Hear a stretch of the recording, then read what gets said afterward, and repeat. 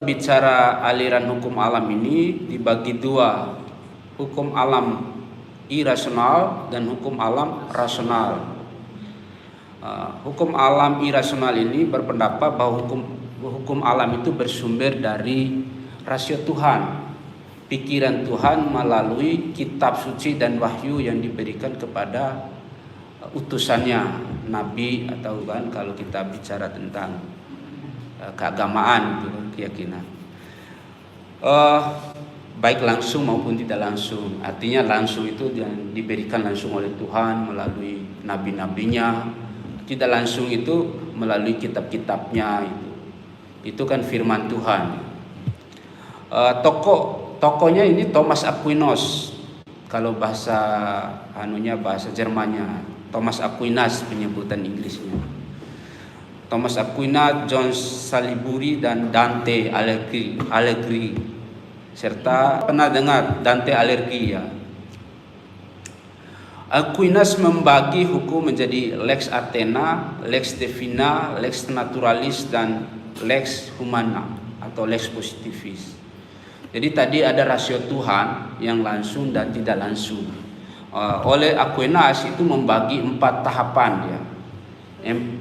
4 hierarki. Lex Athena ini hukum Tuhan yang berdasarkan rasio Tuhan ini yang tidak bisa dibaca oleh manusia. Kemudian turun ke lex divina melalui pewahyuan itu. Ada pewahyuan dari tingkatannya itu ada yang tidak bisa dibaca oleh manusia. Kemudian lex divina itu melalui pewahyuan. Kemudian lex naturalis, jelmaan dari lex Athena tadi, kayak simbol-simbol alam gitu kan, kode alam gitu kan. Misalnya bentar lagi terjadi hujan gitu kan, mendung, ada mendung itu kan isyarat ya. Dalam filsafat semiotik itu bahwa ini adalah simbol bahwa Tuhan itu ingin menurunkan hujan.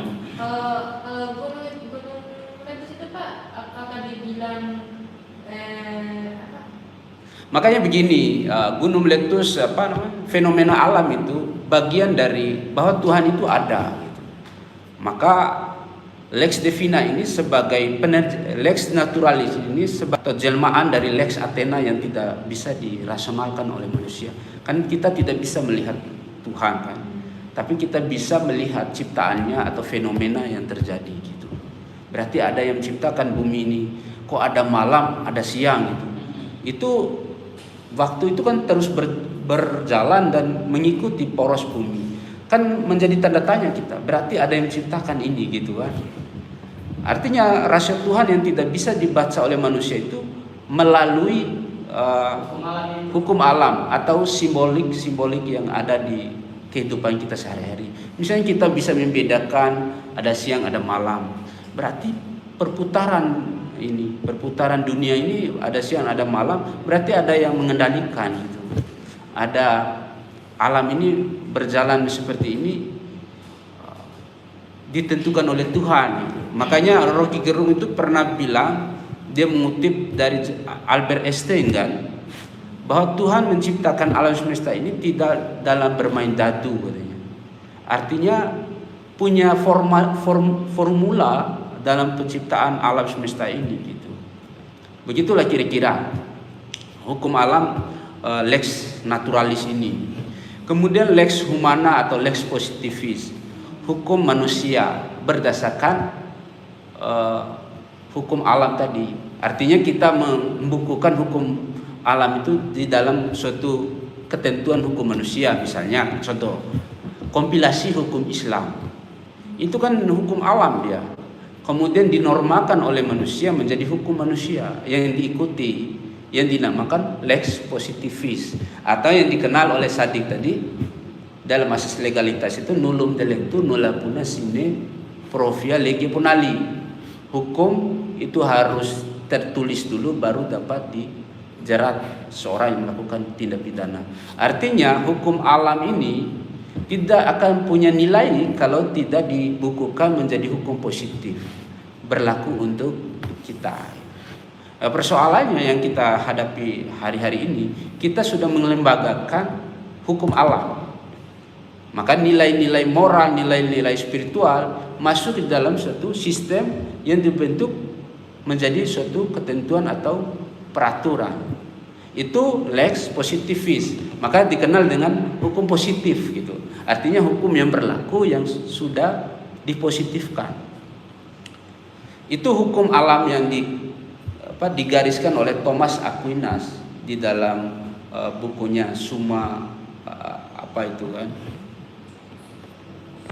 itulah hukum Allah yang bersumber dari rasio Tuhan. Sedangkan yang kedua ini hukum alam yang bersumber dari akal manusia. Tokoh utamanya Hugo de Groot atau Grotius yang memandang perkembangan menjadi teori kontrak sosial dari Hobert, John Locke dan George Rousseau gitu kan. Bahwa rasio manusia ini itu kan bisa membedakan perbuatan baik dan buruk gitu. Kita jalan aja. Kita tidak melihat kitab ini, kita tidak melihat aturan. Kita kesampingkan dulu aturan atau rasio Tuhan tadi. Jalan kita. Ketika melihat orang melakukan perbuatan tercela, tentu kita merasa oh itu perbuatan salah. Bisa kita melihat orang mencuri, oh itu mengambil barang orang lain. Kemudian kita melihat orang yang saling bunuh-bunuhan, oh itu melanggar hak orang untuk hidup gitu. Artinya pikiran kita itu bisa menilai baik buruk, bisa membedakan. Misalnya di suatu tempat, di suatu tempat ini kita bicara misalnya tentang hubungan dalam sosial misalnya, oh dilarang nikahi adik kandung gitu kan. Kan itu kesadaran moral kita, moral call kan, panggilan moral. Oh dilarang ambil hak orang lain meskipun tidak ada orang itu. Masuk ke pekarangan atau kebun orang, tidak ada orang ini. Tidak ada orang di dalamnya yang jaga atau tidak ada security, tidak ada penjaga malam. Tapi kita bisa menilai, oh ini punya orang gitu. Karena sudah dipagari, artinya tidak boleh diambil. Itu kesadaran moral kita berdasarkan rasional, berarti mengambil hak orang lain tidak dibolehkan. Karena melanggar nilai-nilai moral gitu, etika gitu. Begitu kira-kira kalau kita bicara tentang perspektif hukum alam yang rasional ini. Sehingga Hugo de Groot ini bicara tentang hukum alam ini pada abad sebelum Masehi, udah lama gitu. Misalnya dari pemuka hukum alam ini ada Plato, Aristoteles dan pada zaman Yunani. Yang menarik itu ada pendapatnya dari Cicero yang menulis dalam De Legibus bahwa keadilan dan hukum berasal dari apa yang telah diberikan alam kepada manusia. Jadi keadilan dan hukum ini yang diberikan alam pada manusia dari apa yang dianut oleh pikiran manusia, dari fungsi manusia dan dari apa yang berfungsi untuk menyatukan manusia itu sendiri. Jadi menurut Cicero ini dalam De Legibusnya bahwa keadilan dan hukum berasal dari apa yang telah diberikan alam kepada manusia. Teman-teman sudah memahami tadi dari Thomas Aquinas kan. Jadi keadilan itu sebenarnya esensinya keadilan itu bukan bicara tentang keadilan yang tertulis, tapi dia lahir dari hukum itu sendiri. Misalnya begini, anggaplah tidak ada hukum tertulis, tapi hukum dan keadilan itu dia datang dari Tuhan, dia datang dari hukum alam, sehingga dipositifkan menjadi hukum tertulis. Makanya yang diberikan alam kepada manusia, oh ini saya berikan hukum ini, silakan kalian jalankan itu. Dari apa yang dianut oleh pikiran manusia, dari apa yang kita pikirkan itu, oh perbuatan baik buruk ini, oh tidak boleh dilakukan. Dalam hukum memberikan legitimasi terhadap pikiran baik buruk ini, karena moral kan tidak bisa dihukum. Baik buruk kan tidak bisa dihukum. Artinya hukum memberikan legitimasi bahwa perbuatan ini dilarang, gitu kan? Itu kira-kira kalau kita bicara tentang hukum alam. Kemudian dari apa yang dianut manusia, dari fungsi manusia, kemudian kita melihat dari apa yang berfungsi untuk menyatukan manusia. Jadi hukum ini sebenarnya menyatukan pikiran manusia menjadi dari individu menjadi sosial. Jadi kita berkumpul ini menjadi satu kelas ini. Dipikir ini kita bukan diatur oleh hukum, diatur oleh hukum. Kita punya kehendak yang sama untuk menjalani pendidikan yang memang sudah ada tuh porsinya. Apa tuh porsinya? Mahasiswa hadir berkumpul untuk mendengarkan ceramah atau diskusi di ruang kelas. Itu diatur oleh hukum sehingga menyatukan manusia menjadi sosial gitu. Jadi manusia yang individual menjadi sosial. Itu diatur dan dikumpul oleh hukum atas kesadaran diri sendiri gitu. Itu kita bicara hukum alam. Hukum alam dari Tuhan sering disebut sunatullah kan, kalau kita bicara dalam perspektif Islam itu sunatullah adalah ketetapannya yang mutlak, ketetapan dari Tuhan yang mutlak untuk diterapkan oleh manusia. Kemudian dia bersifat tetap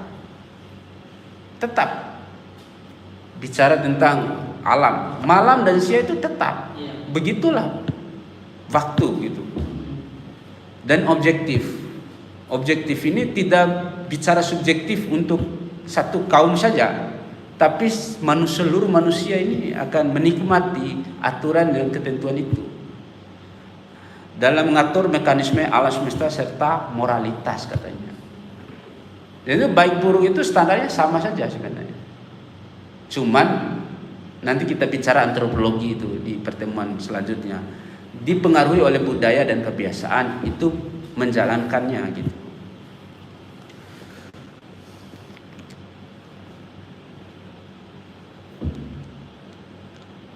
Saya ingin masuk ke pikiran Hugo Grotius atau Hugo de Groot atau Grotius tentang hukum alam rasional ini. Ini filsuf Pak? Filsuf ini, Hugo de Groot atau Grotius itu.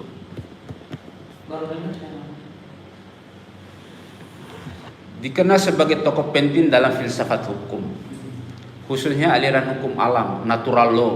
Kalau bicara hukum alam itu keren, itu natural law, hukum alam, hukum alami dia. Pandangannya menjadi tonggak penting karena ia merasionalisasi hukum alam dan memisahkan dari ketergantungan mutlak terhadap agama. Tapi kalau kita melihat kata-kata Hugo de Grotius ini, dia mengatakan begini, tonggak penting karena ia merasionalisasikan hukum alam dan memisahkan dari ketergantungan mutlak pada agama. Artinya mutlak bergantung pada agama itu yang mencoba dirasionalkan dalam pikiran. Jadi Hugo de Grotius ini tidak menyampingkan juga agama gitu. Tapi dia tidak mutlak bahwa kebenaran yang menjadi yang dianut oleh agama itu menjadi keyakinan dan kebenaran yang harus kita percayai katanya kan, kalau kita melihat ini. Tapi dirasionalkan, misalnya cara kita menjalankan ibadah gitu, harus rasional juga gitu. Masa kita disuruh ini ya jalankan ini gitu, harus sesuai dengan kondisi. Menurut Grotius, hukum alam adalah hukum yang muncul sesuai kodrat manusia. Artinya hukum alam ini sesuai kodrat manusia. Karena manusia ini kan kodratnya, misalnya si Hildi diciptakan perempuan, ya perempuan, tidak bisa kamu jadi laki-laki gitu. Itu kodratmu. Misalnya si Bung Iam kodratnya menjadi laki-laki, tidak bisa menjadi perempuan. Kalau kamu menjadi perempuan berarti kamu melawan hukum alam, melawan kodrat. Misalnya ada seorang LGBT ya, apakah dia melawan hukum kodrat? Dia bebas memilih kan, dia bebas memilih. Tetapi catatan dari pilihan itu menegaskan bahwa dia itu tidak rasional. Iya. Kan tidak menggunakan pikiran. Kata Hugo the Great ini atau Grotius ini, kita ini kan punya kodrat yang rasional. Iya. Tapi kalau kita memilih di luar kodrat kita, misalnya saya tidak mau jadi laki-laki, saya mau jadi perempuan. Artinya itu kita tidak rasional lagi. Iya. Melawan hukum alam. Oh, kan sering disebut, oh kamu melawan hukum alam. Karena kita ini kan sudah dikodratkan seperti itu gitu. Malam dan siang nggak bisa jadi malam terus gitu atau siang terus. Itu hukum alamnya gitu. Hukum alam tidak mungkin dapat diubah secara ekstrim katanya ini kan. Tidak bisa diubah secara ekstrim. Iya. Secara ekstrim itu kamu jadi perempuan, tidak bisa kamu merubah secara ekstrim. Meskipun kamu membuat itu menjadi seolah-olah kamu perempuan gitu. Tapi secara hakikat ekstrimnya kamu tetap jadi laki-laki. Mohon maaf. Tidak mungkin kamu itu sholat ke tempat perempuan, pasti sholat di tempat laki-laki itu kan. Dan hal-hal yang fundamental dalam dirimu itu tidak bisa diubah meskipun kamu bisa dandan seperti cewek gitu. Meskipun fisik dirubah, Iya. tapi kodratnya tetap laki-laki. Tetap laki-laki. Makanya katanya Grotius itu tidak bisa diubah secara ekstrim. Bahkan oleh Tuhan sekalipun. Iya. Bahkan oleh Tuhan sekalipun. Karena hukum alam ini diperoleh manusia dari akalnya. Jadi kita kan bisa membedakan dari akal yang diberikan ini. Ini sudah diberikan akal kita ini. Makanya menurut filsuf Socrates itu atau René Descartes itu, aku berpikir maka aku ada katanya. Cogito ergo sum. Dia menunjukkan eksistensi dia sebagai manusia yang berpikir, yang punya pikiran, yang bisa menilai baik buruknya perbuatan, bisa menilai tentang misalnya kebijakan pemerintah. Oh ini tidak pro ke rakyat, tidak pro ke kepentingan rakyat gitu kan. Itu kita harus melihat dalam konteks bahwa hukum alam itu sumbernya dari akal. Makanya kalau kita tidak berpikir, maka kita akan meragukan diri kita sebagai manusia sebenarnya. Kalau kita melihat pendapatnya René Descartes, Cogito ergo sum, aku berpikir maka aku ada. Maka ketika kita tidak mengimplementasikan cara kita kerja otak kita, artinya tidak berpikir, maka kita cenderung bukan sebagai manusia katanya. Maka seperti gurunya Plato itu, Socrates, dia bilang, kenali dirimu, niscaya kamu kenal Tuhanmu katanya. Artinya kenali dirimu, eksistensimu ini sebagai simbol perwujudan dari ciptaan Tuhan. Begitu kira-kira kalau kita bicara tentang hukum alam. Tapi Tuhanlah yang memberikan kekuatan mengikatnya.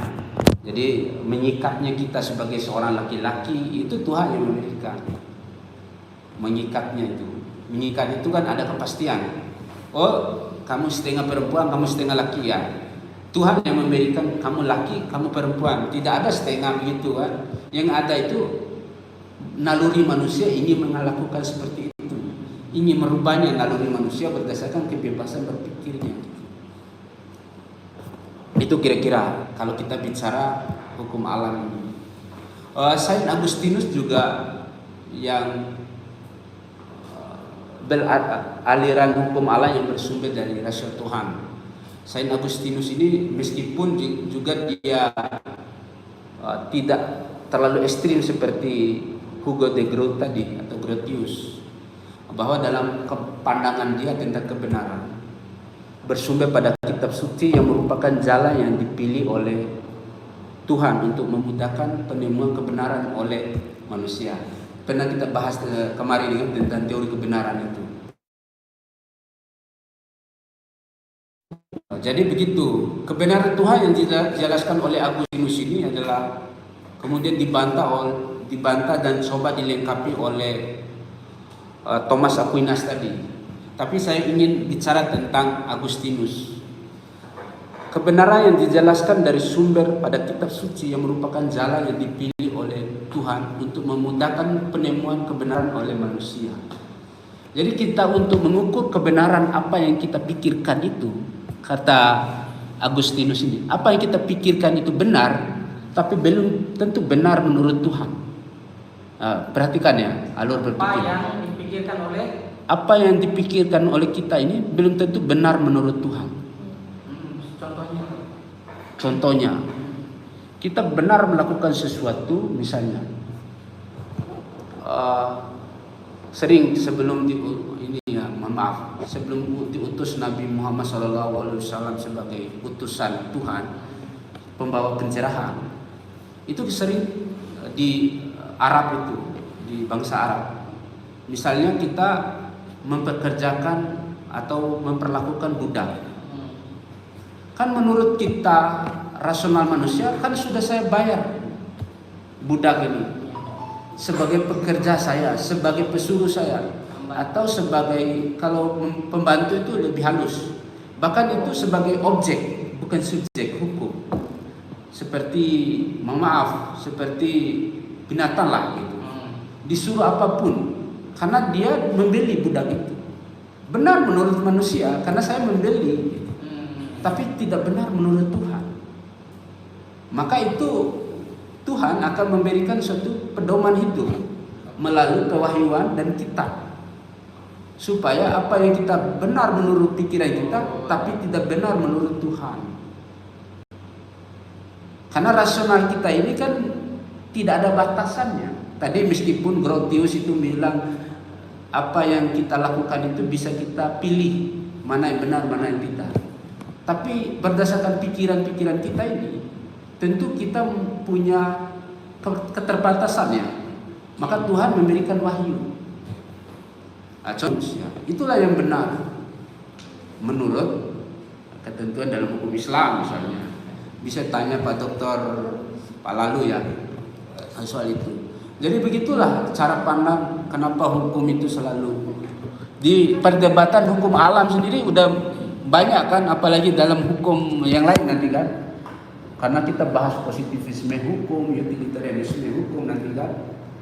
Tapi perdebatan hukum alam masih diperdebatkan soal ini.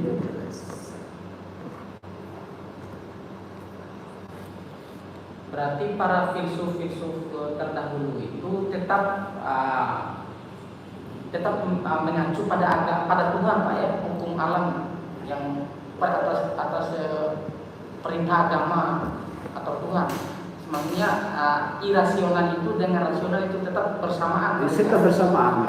Makanya begini, terkadang kan apa yang kita pikirkan benar belum tentu benar secara universal. Itu yang saya simpulkan. Artinya tidak liberal mereka itu, Pak. Iya, tidak liberal. Mengapa komunis itu selalu bertentangan dengan agama? Karena komunis ini kan bicara tentang kebenaran dalam konteks manusia. Tapi kebenaran dalam konteks Tuhan kan berbeda. Kebenaran dalam konteks Tuhan itu kan menuju kebenaran yang satu. Meyakini bahwa yang satu itu yang kita sembah. Oleh misalnya sosialis atau komunis itu bicara tentang bahwa kebahagiaan seutuhnya itu bukan saja berkiblat pada apa yang diberikan oleh Tuhan, tapi apa yang baik dan berguna bagi kehidupan. Meskipun dia berpikir seperti itu kan diberi oleh Tuhan, dia punya otak untuk berpikir kan diberi oleh Tuhan. Tapi kebebasan dia melakukan sesuatu itu kan, misalnya kapitalis itu bebas. Kapitalis itu kan bebas melakukan perdagangan asal memperoleh keuntungan. Benar, tapi belum tentu benar menurut Tuhan. Itu kan, dia melakukan semua perdagangan. Contoh, saya tidak bicara tentang paham ya, ideologi ya. Misalnya, kita pinjamin uang ke teman kita, bunganya berlebih dari modal. Misalnya pinjam 100, kembalikan 200 atau 300. Benar menurut kita. Secara kapitalis benar. Benar ya. Tapi tidak benar menurut Tuhan. Kenapa begitu? Karena lebih banyak kalau lebih banyak mudarat daripada manfaat. Apa mudaratnya misalnya? Mudaratnya orang yang pinjam uang ini bukan lagi untuk memperbaiki secara ekonomi, tapi menimbulkan kerugian lebih banyak gitu. Kalau kita bicara konteks itu. Berarti dibantahkan rasional kita dengan irasional Tuhan. Iya, irasional Tuhan itu dibantah. Tapi kadang manusia juga memakai rasional manusia. Iya. Kadang berpikir seperti itu. Misal kapitalis itu bicara tentang bagaimana sebesar-besarnya memperoleh keuntungan dari apa yang dilakukan. Misalnya melakukan dagang itu, dia berbisnis, tidak peduli kita melanggar hak orang lain, tapi yang penting kita dapat keuntungan lebih banyak. Itulah cara-cara seperti itu. Contoh cara implementasi ratio Tuhan yang bisa dibaca oleh manusia. Begitu. Itu hukum alam. Sehingga hukum alam itu menyimpulkan bahwa hukum alam itu harus bicara tentang keadilan dan hukum. Kalau hukum tidak memiliki muatan keadilan, maka itu tidak disebut sebagai hukum, kata hukum alam. Ada pertanyaan kamu? Ada banyak. Silakan. Maka begini, kata hukum alam ini, ketika tidak ada nuansa keadilan, maka itu tidak disebut sebagai hukum. Begitu kira-kira. Ada pertanyaan lagi? Ada. Sebelum saya masuk ke kebenaran versi hukum itu. Ada kebenaran versi hukum, ada kebenaran apa sih ilmu hukum itu? Apa itu filsafat hukum? Kadang bicara misalnya sebenarnya harus lengkap ini, biar saya nggak ulang lagi jelaskan. Mengapa ilmu hukum itu sangat berbeda dengan ilmu lain? Perhatikan Sadik, Putri. Mengapa ilmu hukum itu sangat berbeda dengan ilmu lain? Karena kebenaran yang dalam perspektif hukum itu adalah kebenaran yang dalam konteks perspektif. Saya contohkan. Ilmu matematika yang dianggap benar itu ketika 1 tambah 1 menjadi 2. 1 tambah 1 menjadi 2. Itu benar. Dalam ilmu ekonomi, benar itu ketika kita dagang, kemudian hasil lebih besar daripada modal. Ilmu ekonomi ini. Kita berdagang ini, hasilnya nanti lebih besar daripada modal. Artinya kita berdagang modalnya 100.000, nanti keuntungannya bisa 200.000. Ilmu ekonomi. Dalam ilmu fisika misalnya, kata Einstein itu, pergerakan melahirkan energi. Maka ketika banyak pergerakan, maka di situ melahirkan banyak jarak yang ditempuh. Misalnya kita bawa sepeda, makin banyak kita putar sepeda itu, makin jarak tempuh. Itu benar menurut ilmu fisika. Menurut ilmu biologi misalnya, apa yang kita tanam itu yang tumbuh gitu. Itu kan, kita tanam mangga tidak mungkin tumbuh jambu, atau tidak mungkin tumbuh padi. Bahkan kita tanam mangga madu, ya tumbuh mangga madu, nggak bisa mangga yang lain. Itu ilmu biologi. Dalam ilmu sosial, kebenaran itu kebenaran yang disepakati. Makin banyak orang mengatakan itu benar, itulah yang menjadi kebenaran dalam ilmu sosial. Misalnya dari 6 orang ini menyatakan bahwa saya ini pakai baju putih, itulah yang benar. Itu. Jadi begitu. Tapi dalam ilmu hukum beda. Ini sebenarnya perlu dijelaskan lebih jauh ya. Dalam ilmu hukum itu beda. Kebenaran itu soal law is the art interpretasi. Hukum itu seni berinterpretasi. Yang benar belum tentu menang, yang kalah belum tentu salah. Itu. Yang benar belum tentu menang, yang salah belum tentu kalah.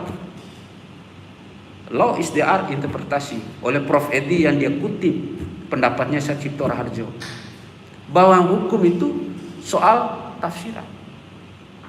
Mengapa demikian? Saya ilustrasikan. Dia Prof. Edi mencoba mengilustrasikan ini. Pangeran Diponegoro. Kalau orang Indonesia mengatakan Pangeran Diponegoro itu sebagai pahlawan bangsa. Tapi kalau orang Belanda menyatakan Pangeran Diponegoro itu adalah pemberontak, ekstremis. Ini dua perspektif kan? Dan semuanya benar. Makanya dalam hukum itu seperti yang diterangkan oleh praktisi hukum kemarin, kalau kita bawa ke pengadilan satu perkara, maka ada 3 kebenaran di sana. Kebenaran versi pengacara, kebenaran versi jaksa, dan kebenaran versi hakim. Cuman cara untuk memperoleh kebenaran itu berbeda.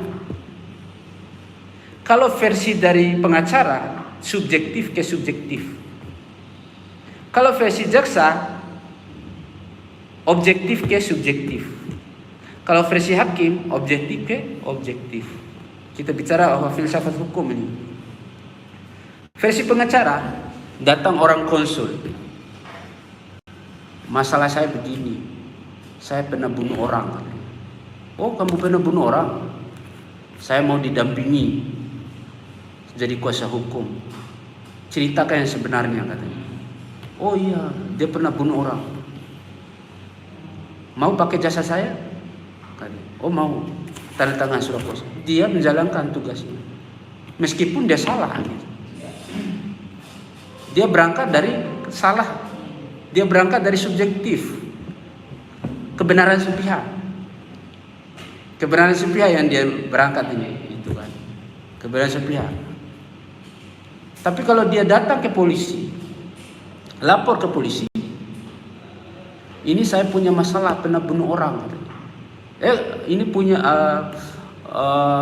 si A pernah mencuri barang saya. Datang dia ke polisi. Polisi tidak membenarkan apa yang dia sebut gitu. Meskipun dia mengatakan barangnya sudah hilang, ada bukti, ada rekaman dia hilang, ada pencuri yang datang, kemudian ada CCTV, dia serahkan ke polisi. Polisi tidak langsung menghukum dia atau masuk dia dalam penjara, karena dia pakai kebenaran objektif menuju subjektif. Dia panggil dulu orang yang diduga itu, dia peroleh dulu saksi-saksinya dan bukti-buktinya, sehingga dia menyimpulkan bahwa dia adalah pelaku. Sehingga nanti kalau sudah disebut pelaku, dilimpahkan ke jaksa, jaksa lah yang menuntut. Kerucut dia, subjektif yang dipakai. Siapa yang menuntut, dialah ya. Siapa yang berdalil, dialah yang membuktikan. Apa asasnya tadi?